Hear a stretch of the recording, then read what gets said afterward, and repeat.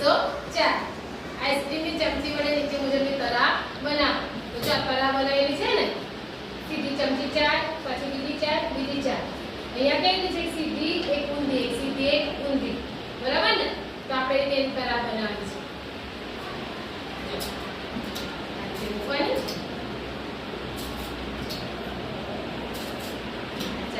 બરાબર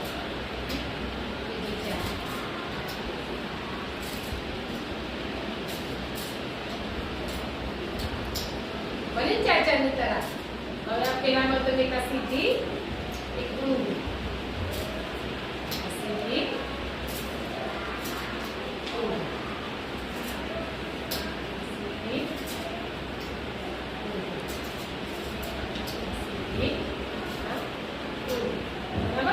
પછી એટલે બે ની બની આ બે પછી બે ઊંધી બે